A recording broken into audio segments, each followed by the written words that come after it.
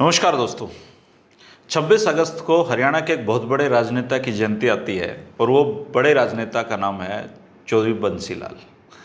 दोस्तों, जिंदा राजनेताओं के फैन तो हमारे हरियाणा के कल्चर में हैं, लेकिन जो लोग दुनिया से जा चुके हैं उनके फैन भी हरियाणा में हैं और उनकी जो जयंती है वो अपने अपने तरीके से मनाते हैं। चौधरी देवीलाल, चौधरी बंसी लाल और चौधरी भजन लाल, इनकी अपनी एक फ़ैन फॉलोइंग है हरियाणा में। और आज हमारे साथ जो शख्स मौजूद हैं वो जय कुमार गुप्ता जी भिवानी से हैं। जय कुमार जी, आपका स्वागत है। और सबसे पहले तो मुझे आप ये बताइए कि बंसीलाल जी के आप इतने बड़े फैन कैसे हैं? बंसीलाल जी के फैन इसलिए हैं कि जो स्टूडेंट थे हम, जब वो 68 में हम 10वीं में थे तो चीफ मिनिस्टर बने थे। अच्छा। हमारे को भिवानी में पीने का पानी नसीब नहीं था, कुछ बिजली नहीं थी, कुछ नहीं था। और उनके बनने के बाद में जब वहाँ पर डेवलपमेंट शुरू हुई, उनकी सोच देखी तो ऐसा लगा कि ये तो कुछ सोचे ही बैठा था आदमी। और 81 एमएलए की असेंबली में 41-42 एमएलए, एंटी डिफेक्शन लॉ लागू नहीं, और इतने चौधरी रिजक राम, चौधरी लहरी सिंह, चौधरी माड़ू सिंह, चौधरी रणवीर सिंह हुड्डा, बड़े बड़े नेता, देवीलाल, ओम प्रभा जैन, सबको, भगवत दयाल जी, चंद्रावती और रामधारी गौड़, क्या नहीं थे, उन सबको भी काबू रखना और स्टेट में काम भी करना। स्टेट में पैसा नहीं, पंजाब से बन के आया था, एम्प्लॉयमेंट नहीं, एम्प्लॉयमेंट कैसे थे, तनख्वाहें कहाँ से आएंगी। तो उनकी एक सोच जो थी, जिसका मैं मुरीद हूँ, कि लोगों को एम्प्लॉयमेंट भी देनी है और उन्हीं को अपना एम्प्लॉयमेंट का जो तनख्वाहें हैं उनको जनरेट भी उनको करना है। इन चीज़ों को सोचते हुए उन्होंने जैसे टूरिज्म बनाया, एफएड बनाया, हुडा बनाया, आपका HSIDC बनाया, शुगर मिल लगाए, मिल्क प्लांट लगाए, स्पिनिंग मिल लगाया। अपना रेवेन्यू जनरेट करो, अपना तनख्वाहें निकालो, स्टेट को भी कुछ दो, स्टेट के ऊपर बोझ नहीं आएगा। एम्प्लॉयमेंट दे रहे हैं आप, तो बोझ नहीं आएगा।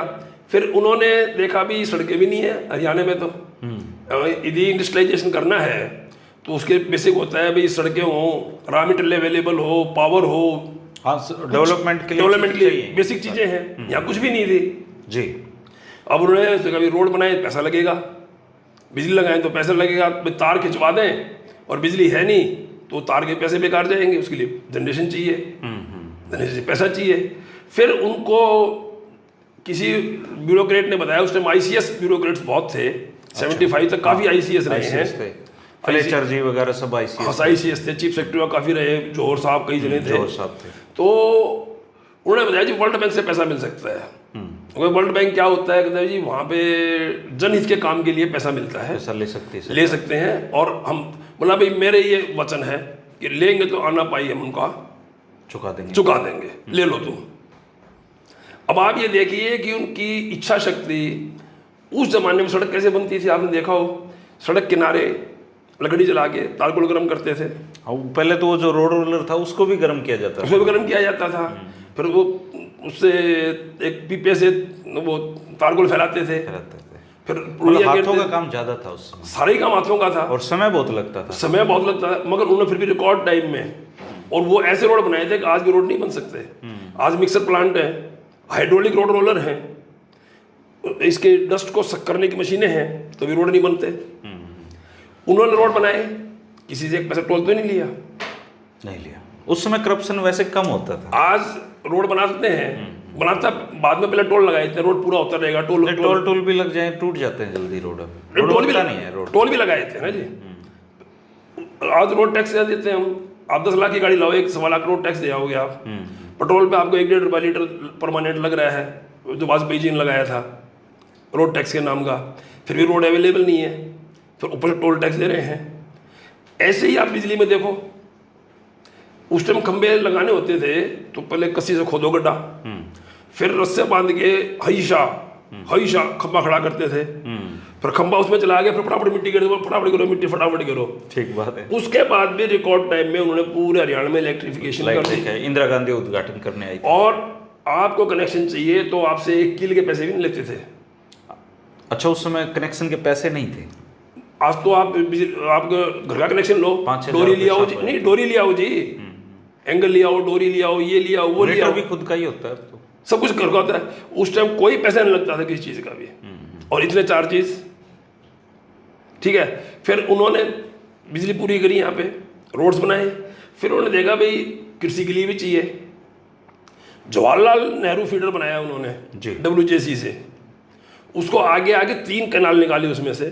लोहारू कैनाल जो लोहारू को चित्राली तक फीड करती है, एक महेंद्रगढ़ कैनाल जो आपको बिल्कुल लास्ट नांगल चौधरी के लास्ट गांव तक पहुंचती है, एक Rewari canal JLN Rewari canal जो बावल के लास्ट तक पहुंचती है।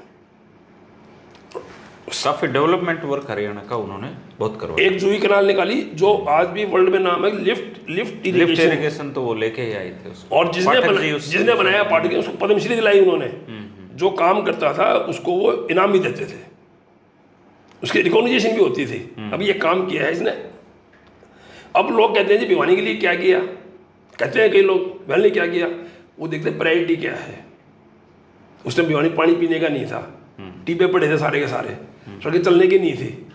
उस टाइम प्रायोरिटी वहाँ यूनिवर्सिटी नहीं थी, उस टाइम प्रायोरिटी थी कि यहाँ रोड बन जाए, इन टीपों में पानी पहुँच जाए और लोगों की ढाड़ियों में बिजली पहुँच जाए।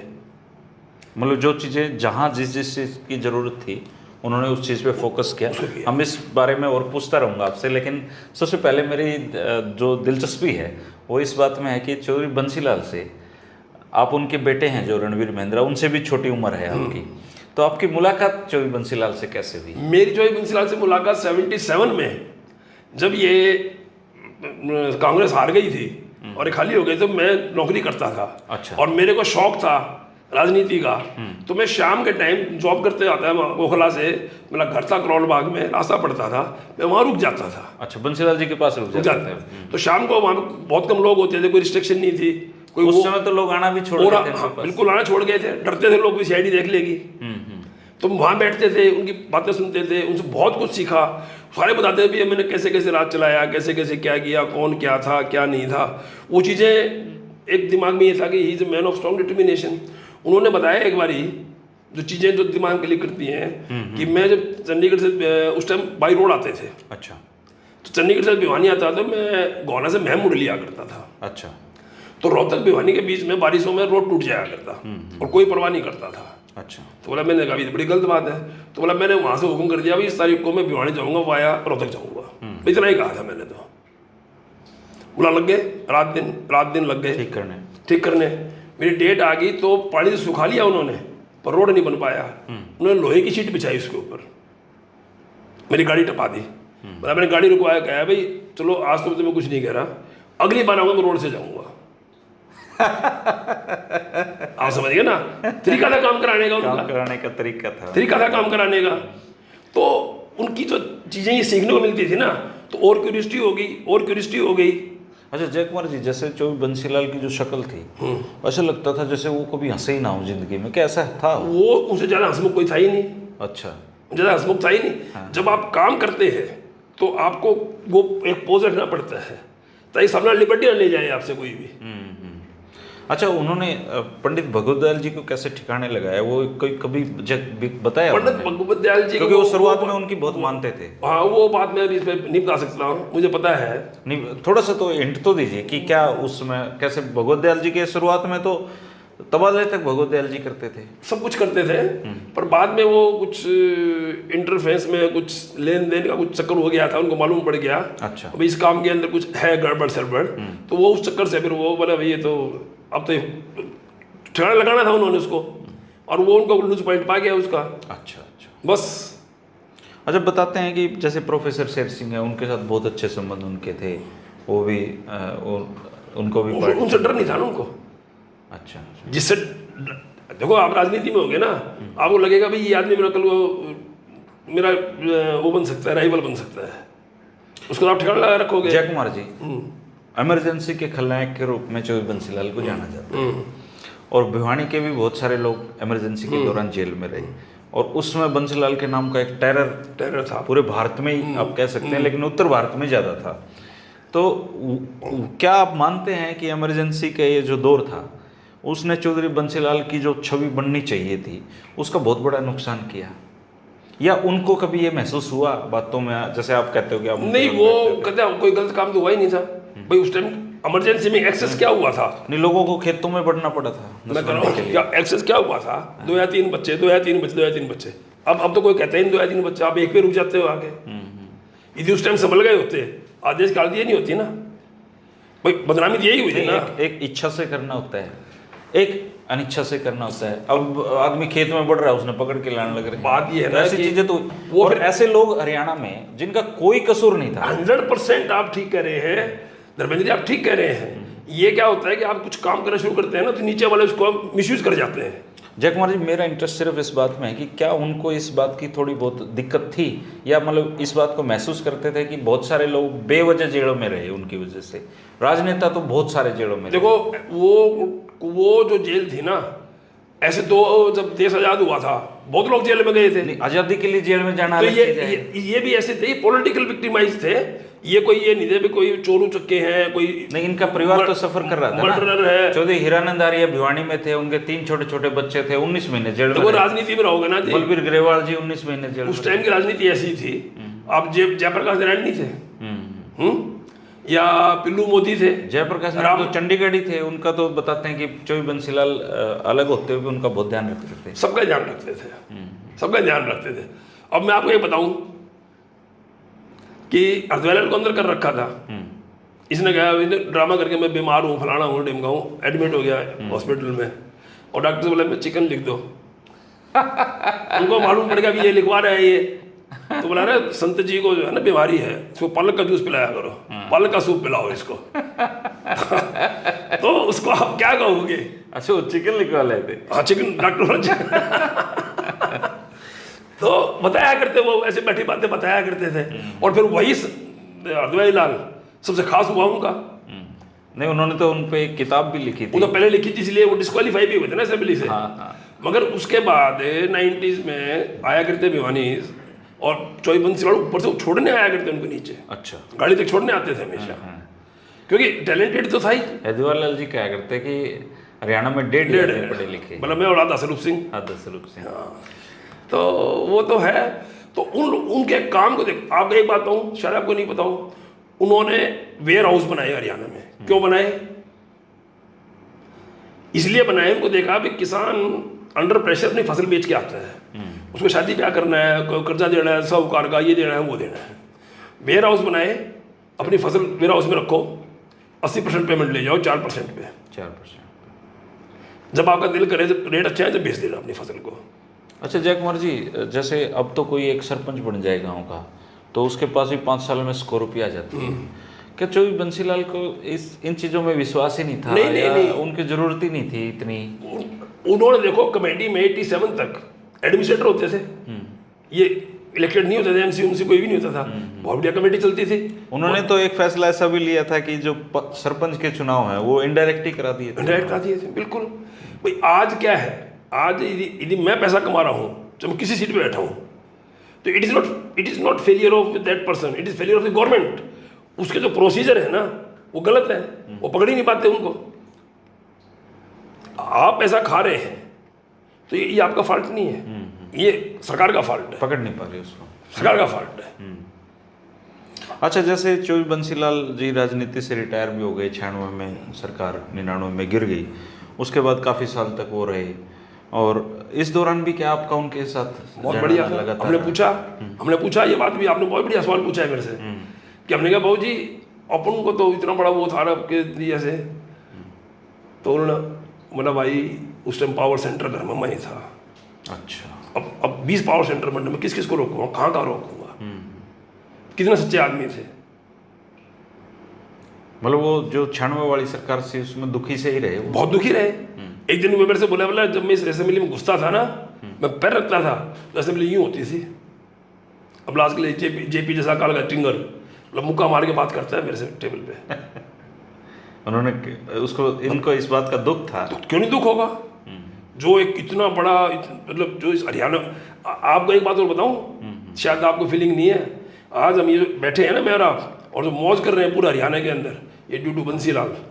बिहार के अंदर माली माल है आज भी, झारखंड निकल गया, अंदर भी माल है, ऊपर भी माल है, मध्य प्रदेश छत्तीसगढ़ निकल गया, माली माल है, उड़ीसा है, आंध्र प्रदेश है, कितने हैं संसाध खनिज पदार्थ है, खनिज भी है और ऊपर भी है।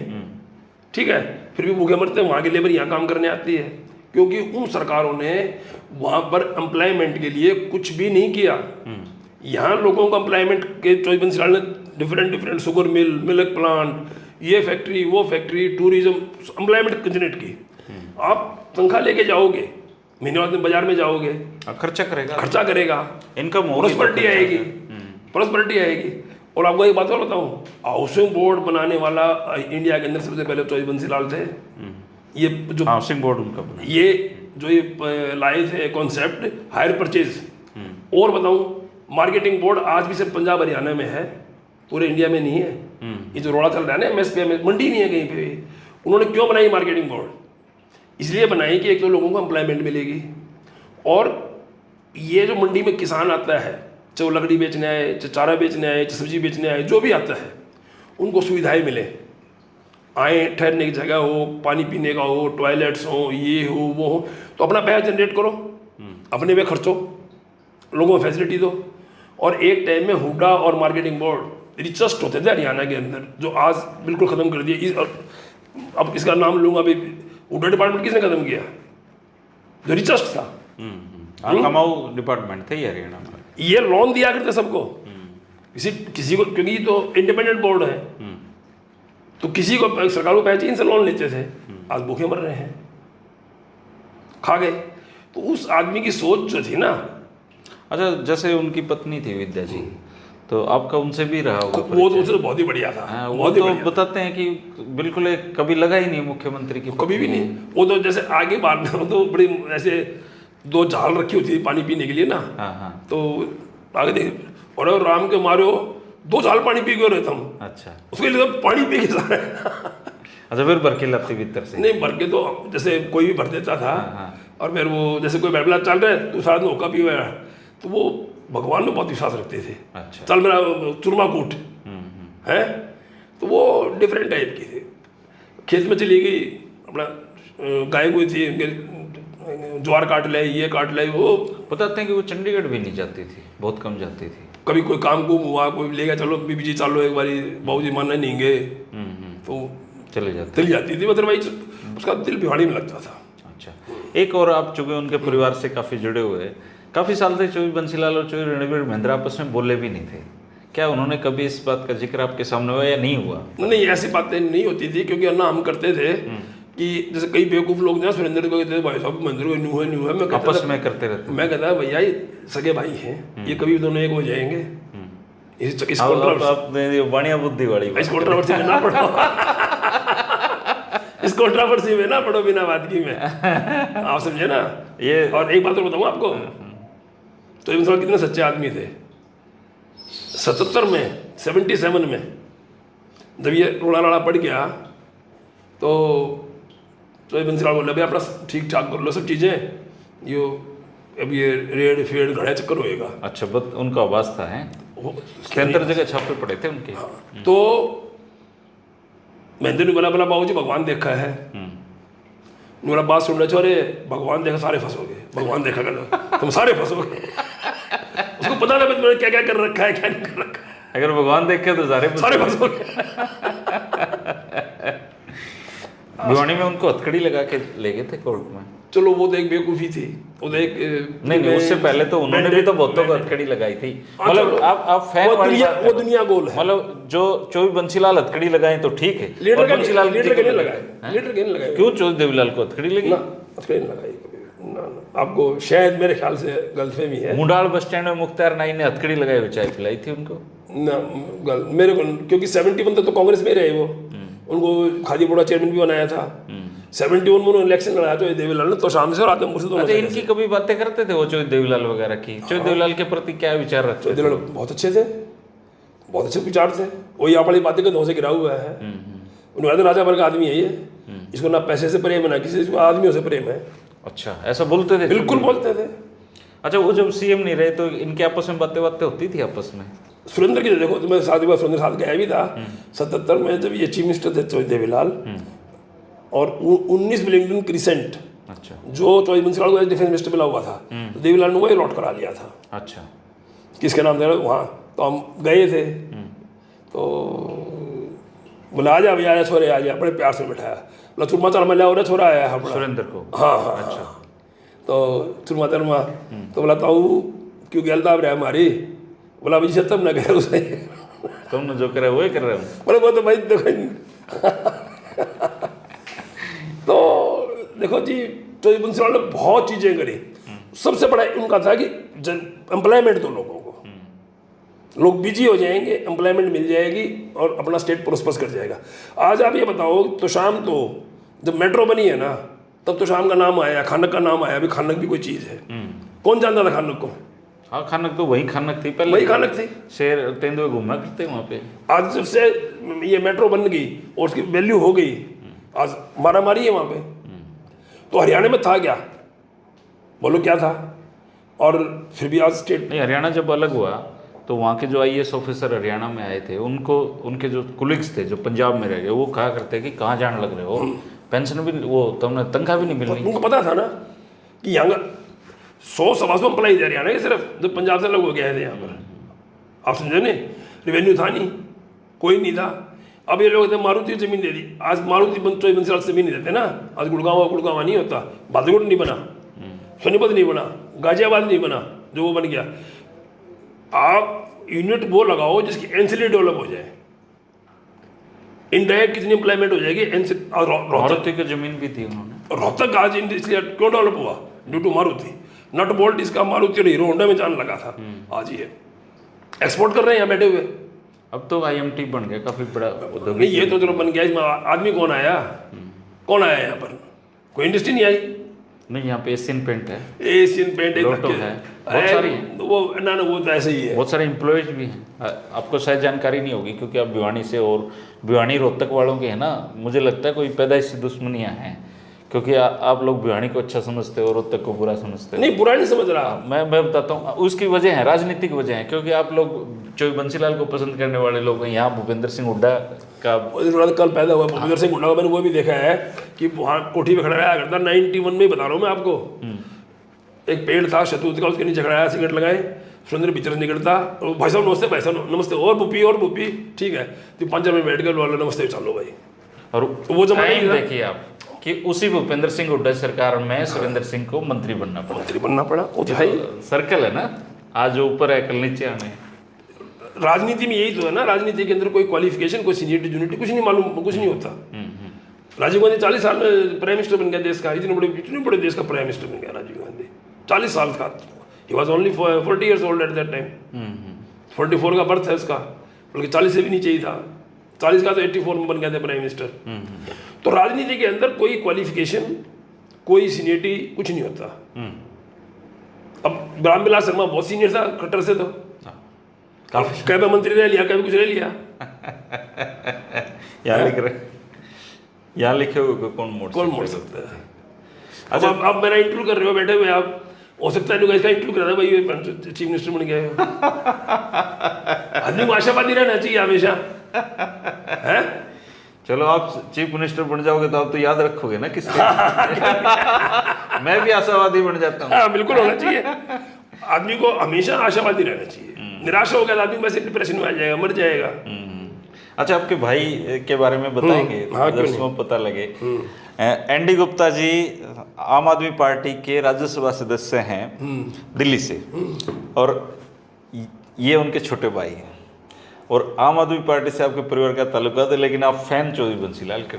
मेरे भाई भी फैन चौधरी बंसीलाल का है। अच्छा। इवन अरविंद केजरीवाल भी फैन बंसीलाल का है। अच्छा, बंसीलाल का फैन कौन नहीं, आप बताओ। चौधरी देवलाल की बात कहा करते, आपको शायद पता होगा कि जो काम की वोट होना, बंसीलाल सारी जन्म जगह फिर भी जीतेगा यो, पर वो काम की वोट नहीं है, वोट है बातों की, बात मेरे को बनानी आती है। चौधरी देवलाल कहते थे, ओपन कहते थे, बोला काम की वोट नहीं है। राजनीति में वही जीतता है जो बात बनाता है, बात बनानी आती है। आपको एक बात बताऊं, भिवानी जहाँ अब ये झनकार रेस्टोरेंट हुआ करता है, इसके आगे वो बन गया जहाँ ग्रीवेंस कमेटी की मीटिंग होती है, वो पहले ऐसे खुला मैदान था, तो छोटी 500-700 हज़ार की मीटिंग वहीं होती थी, पॉलिटिकल मीटिंग। तो 86 में वहाँ मीटिंग हो रही थी। अच्छा, तो मैं मीटिंग को छोड़ता नहीं, किसी की भी मैं पहुँचता हूँ, सीखने को मिलता है। अच्छा, तो स्टेज पे जो देवलाल बैठे, चंद्रावती बैठी, मृणालदास गुप्ता बैठा, कृपाराम पूनिया, से कई लोग बैठे थे और संपूर्ण भाषण दे रहा। अच्छा। इन स्टेज से आ गया, माइक से आ गया, इसको बार बार कमीज खींचा, बड़ा बैठे नहीं, देवलाल बैठ गया, देवलाल ने बैठा दिया, देवलाल ने भाषण दिया, भाई नोट छापने की मशीन ला दूंगा। अच्छा। और यो मेरा ये मुनीम बैठा बनारसी दास, ये मदद करूंगा, यो कहा ठीक से हो गया भाई, ये वो, मतलब पूरा भाषण ठोक दिया। तो कही जब स्टेज उतरने लगे ना, तो चंद्रावती बोली, बोले अरे देवीलाल तो झूठ तो बहुत बोल रहा है। चंद्रावती जी ने कहा देवलाल? हाँ। तो ये देवीलाल बोले, बोला चंद्रावती तू साची बोल ले, तेरी मान ले, देखो ये मेरी झूठ भी मानना है। तो वो नेता दिल के साफ होते थे, बहुत साफ होते थे, वो कोई ऐसा नहीं होता था सारे। और पर्सनल उनको ये नहीं होता था भाई यो इसका न्यू करना है।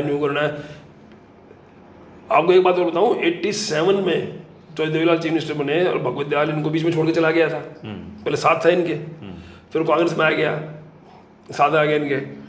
चीफ मिनिस्टर बनने के बाद में उन्होंने किसी से ये पता करवाया कि उस बामण का पूछ गो क्या हाल चाल है। अच्छा। तो बोला जी उसका तो हालत ख़राब है, बिजली बिल भी नहीं है और फाइनेंशियली बहुत टूटा हुआ है। उन्हें पीछे लेके जाओ, उसको दो, और न्यू ना कि यो देवीलाल ने दिए, बोला मरोड़िया बहुत सा फेंक दिया उठा के पीछे ने। अच्छा। तो इन लोगों का, जबकि भगवत दयाल का और पंडित भगवत दयाल का और जब देवीलाल का कैरों के टाइम से आपस में यूँ थी। पंडित भगवत दयाल हरियाणा के, पूरे पंजाब के कांग्रेस प्रेसिडेंट थे। और कैरो एंटी जाट था, हरियाणा जाटों का एंटी था। राजनीतिक रूप से तो विरोधी रहे एक दूसरे, बहुत बड़े विरोधी थे, मगर उनके फिर भी ये होता था यार आपस में, मतलब उम्र का और उम्र का ठीक है, वो अलग चीज़ है, ये अलग चीज़ है। तो बहुत चीज़ें थी जी। अब चौधरी बंसीलाल चीफ मिनिस्टर बने, उनका पॉलिटिकल सेक्रेटरी कौन था? महावीर टिकला पंडित जी थे। उनका ओएसडी कौन था? आरसी मेहता जी पंजाबी था। डीपीएस कौन था? एमएम लाल जैन बनिया था। पीएस कौन था? मिश्रा जी। और जब हरियाणा से दिल्ली गए, चीफ मिनिस्टर किसको बनाया गए? मृणालदास गुप्ता को। लेकिन उन्हीं बनारसी दास के साथ तो उनके फिर टॉकिंग टर्म्स भी खत्म हो गए। वो राजनीति में चलेगा। कारण क्या थे, बताया कभी उन्होंने?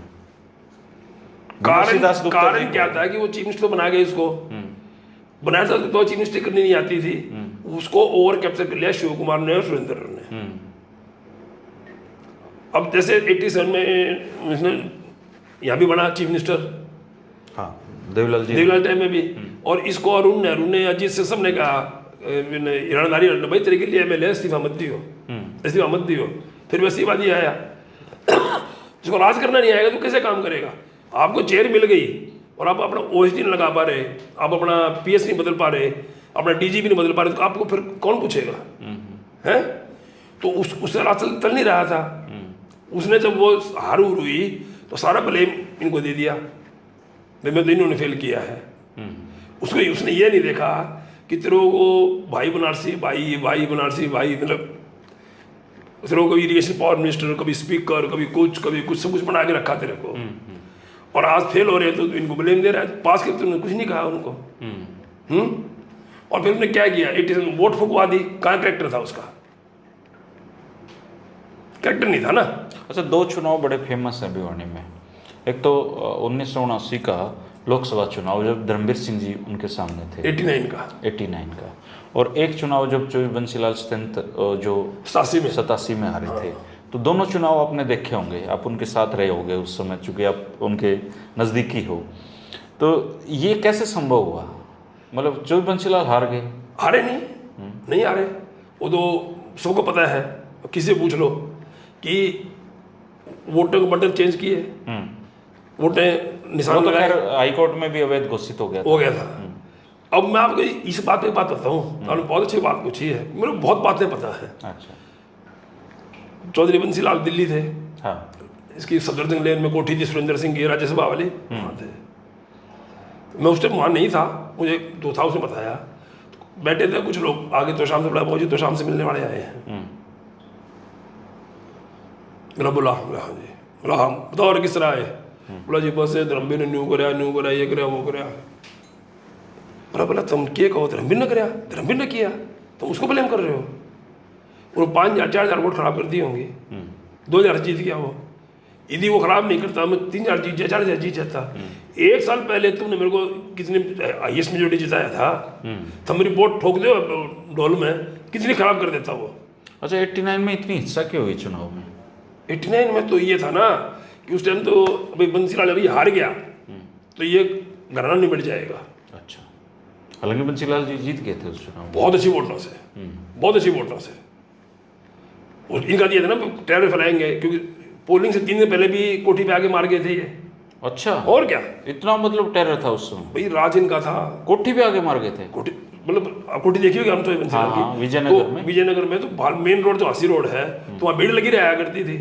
तो ये रात को आए फायरिंग करते करते करते करते लोग खड़े थे, कहीं होंगे लगी गोली, एक लड़का मर गया। अच्छा, और जिस दिन पोलिंग थी सवेरे इधर बावड़ी गेट पे, महम गेट पे, हनुमान डाणी में, सब जगह फायरिंग करी है इन्होंने ताकि लोग वोट डालने ना आए कोई भी। फिर भी लोगों ने वोट डाली। फिर तो क्या हुआ ना कि वहाँ जब इनके आदमी मारे ना रेलवे स्टेशन पे, फाटक पे, जब 4-5 मारे, वो बंदा चौटाला गाँव का था, हिटलर, उसका नाम हिटलर था। माई वॉज देयर। अच्छा, हमने वायरलेस बना था, मैं वायरलेस रखता था साथ में सुरेंद्र सिंह के साथ है ना, ताकि इनके मैसेज आते थे जी वो यहाँ ही हो रहा है, उस मैसेज सुनते थे हम। तो फाटक बंद, उधर से फायरिंग, इधर से फायरिंग, वो कुछ नहीं रहा। तो वो हिटलर ने सुरेंद्र को ऊपर से कैंटर से कूद के आया, बोला भाई साहब मारने हैं कि न्यू न्यू करना है, बोला मारने हैं। वो चढ़ा, उसने 4 गोली में 4 घेर दिए। अच्छा, 4 आए ऊपर से नीचे और मरते वो हो गया, भागे और फट गया खुल बाई चांस। तो ये भाग लिया, इतने बीएसएफ आ गई वहाँ पे, और बीएसएफ ने पोजीशन ली, सुरेंद्र सिंह खाना था, सुरेंद्र सिंह हाथ खड़े कर लिए भाई वी सरेंडर, और हम ले जाते हैं इनको। तो वो डर के बाद उन्होंने फिर जुही में जाके अटैक किया। अच्छा, धर्मवीर आदमियों ने, उन्होंने वहाँ हमारे, पर उससे क्या हुआ कि पूरी भिवानी कैप्चर हो गई हमारी, फ्री हो गया, इनको सब भगा भूग दिए जो भी आदमी थे ना भिवानी में, वोट पड़ गई, पर सारे का फैल गया भाई, धर्मवीर का आदमी भाग गए, फिर सब कैप्चर हो गया। मतलब वो जो फिर पक्ष में आ गया पक्ष सारी चीज़ें। अच्छा, मैं आपसे लास्ट सवाल पूछना चाह रहा हूँ, चूँकि आप बनिया हो और बनियों में 52 बुद्धि होती है, अपने हरियाणा में कहते हैं, ये जो भिवानी है इसमें हमेशा एक ठाकुर वीर सिंह को छोड़ के ये 52 बुद्धि क्यों चुनाव जीतती हैं, कोई और क्यों नहीं जीत पाता? नहीं देखो, हल्के नहीं जीत के क्यों नहीं पाए? भारद्वाज जी थे, बस 2 ही थे, भारद्वाज जी जीते थे, या तो चौधरी बंसीलाल जीते सन 2000 में। हाँ,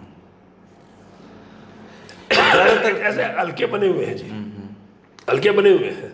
अब भाई हालांकि ओम प्रकाश चौटाला जी ने इनको हल्कों गड़बड़ करने की कोशिश की, जैसे भिवानी में मामला शामला लगा दिया, ये लगा दिया। अच्छा, रोहतक में ये बावड़ा मोहल्ला कलारों में पटक दिया, ऐसे काफ़ी ऐसे लगाया भाई कि थोड़ा थोड़ा चार्ट डोमिनेटेड हो जाए। तो जैसे जींद में सक्सेसफुल हो गए, पंजाबी को टिकट दे दी, पंजाबी वोट में ले आया, प्लस चार्ट इनके आ गए, एमएलए बन गया। तो वो कोशिश तो की उन्होंने जी, पर वो हर जगह सक्सेसफुल नहीं होती। एक बात और मैं इसके साथ पूछना चाहूँगा, भिवानी में चौधरी बंसीलाल थे, अपने ये बनारसी दास गुप्ता जी भी मुख्यमंत्री बने, सुरेंद्र सिंह तो पावरफुल थे, उसके अलावा भी लगभग सरकार समर्थित विधायक बनते थे, लेकिन भिवानी में जितना डेवलपमेंट जिस शहर का होना चाहिए था, भिवानी में आज भी सड़कें टूटी हुई हैं, भिवानी में आज भी पीने के पानी का बुरा हाल है, भिवानी में डेवलपमेंट नहीं दिखता, क्या कारण? आपको हरियाणा में कहाँ डेवलपमेंट दिखाई दे रही है 7 साल में? चलो पहले तो रोहतक में 7 साल में कहाँ डेवलपमेंट दे रही है? आप कई अच्छे शहर हैं, आप करनाल, करनाल में कुरुक्षेत्र जाके देखो, आप कभी जाके देख के आओ, जाके देख के आओ।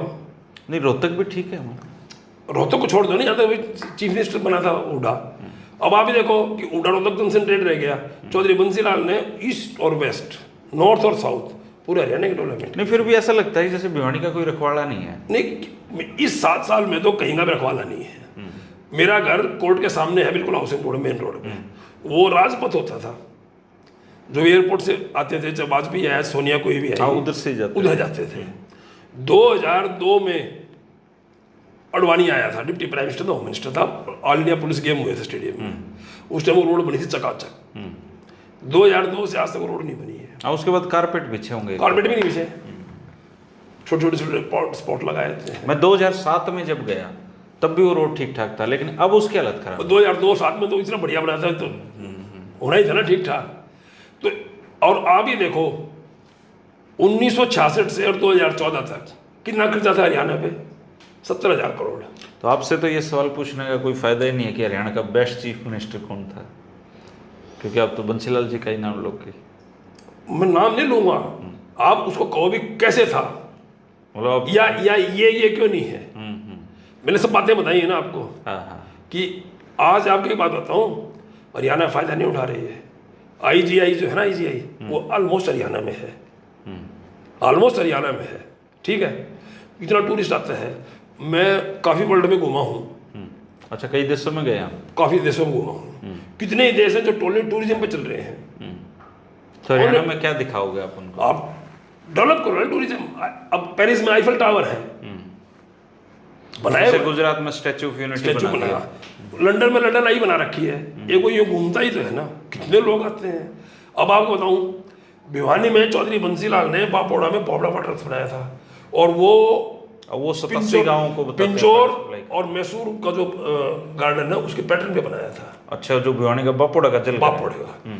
ग्रीन लाइट, फुहारे, पानी पड़ रहा है, बड़े बड़े लॉन्स, ये वो सब कुछ। उस महकमे की मंत्री किरण चौधरी रही, वो चाहती उसको बनाई थी, इकोनॉमी डेवलप हो जाती। आज लोग गुड़गांव अच्छा, से आप किरण चौधरी जी के भी फैन हो क्या? ना, अच्छा, मतलब किरण चौधरी से आपका कोई वास्ता नहीं है? कभी फैन नहीं है, आप सिर्फ बंसीलाल जी के फैन हो? काम का फैन हूँ उनका भी। अच्छा अच्छा। एक विल किरण पावर। चौधरी तो ये कहते हैं कि वो जब जल स्वास्थ्य उनके पास था तो उन्होंने बहुत काम किए हैं। मैं बता रहा हूँ, मैं आपको एग्जांपल दे रहा हूँ सर, मैं कोई बात लॉजिकली बात करूंगा। वो जो पब्लिक हेल्थ का ही है ना, 87 एलिजिबल करते हैं, और जो इतना पैसा लगाया था, यदि ये उसको डेवलप करती, वहाँ पे टूरिस्ट आता चारों तरफ का, और टूरिज्म का बढ़ाती उसमें, वो 4-10 गाँव की इकोनॉमिक बहुत बढ़िया हो जाती है।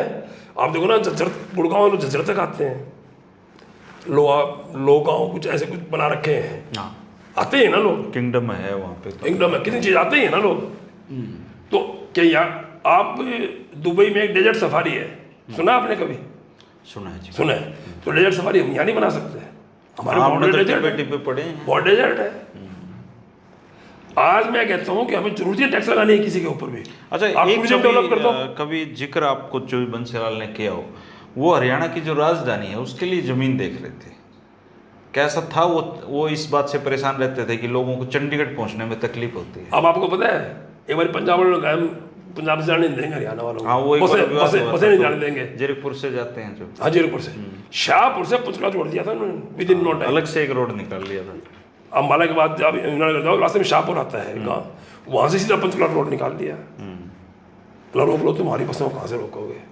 नहीं, जैसे टेक्निकली अगर देखें, हरियाणा के हर कोने से वो लोग जींद के आसपास चाहते थे। हाँ, वो जमीन देखे रहते हैं, हाँ, देख, जींद के आसपास चाहते थे, लेकिन वो पूरी नहीं हो पाई पर उनकी। वो टाइम ही नहीं मिला ना, टाइम ही नहीं मिला।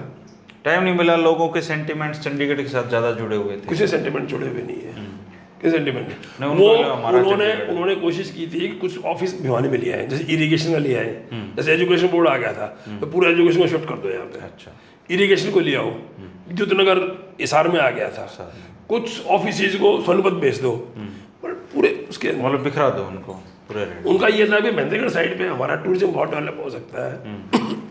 ये क्योंकि लोग जयपुर जो ऊपर जाते हैं, रास्ते में पड़ेगा, जमीन भी बेकार सी है, यहाँ पर टूरिज्म डेवलप कर दो, आर्टिफिशियल टूरिज्म को, तो बहुत सारी कंपनी आती हैं। यदि आप टूरिज्म को डेवलप कर लो, सिंगापुर में क्या है, कोई इंडस्ट्री नहीं है सिंगापुर के अंदर, टूरिज्म टैक्स फ्री है। तो दोस्तों, दुबई में आप देख लो, टैक्स फ्री है। बहुत बातें हैं जय कुमार जी आपके पास, और समय बहुत लग जाएगा सारी बात तक सुनते। चलो फिर कभी आएंगे फिर। वैसे ये जय कुमार गुप्ता जी भिवानी के हैं, और इनसे हमने बात की चौधरी बंसीलाल के बारे में। आजकल लोग राजनेताओं के साथ इसलिए रहते हैं कि उनके फ़ायदे उठाए जा सकें, लेकिन जब एक राजनेता दुनिया से चला जाता है और तब उसको लोग याद करते हैं, तो वो सही मायने में उसके कामों को याद करना होता है। और जय कुमार गुप्ता जी चौधरी बंसीलाल के इसी तरीके के फ़ैन हैं, और टिप्स पे उनके काम गिनवाते हैं। और भिवानी की जो जनता है या भिवानी के जो युवा पीढ़ी है, उसको चौधरी बंसीलाल से उसका परिचय करवाने के लिए ये उनकी जयंती पर एक कार्यक्रम भी करते हैं।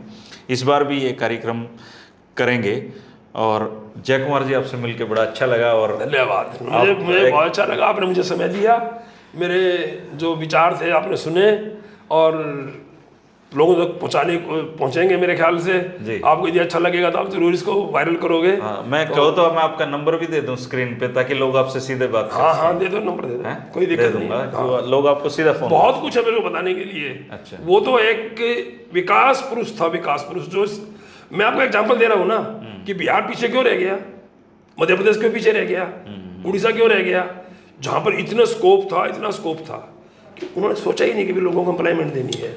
चलो, जय कुमार जी, थैंक यू शुक्रिया। जी।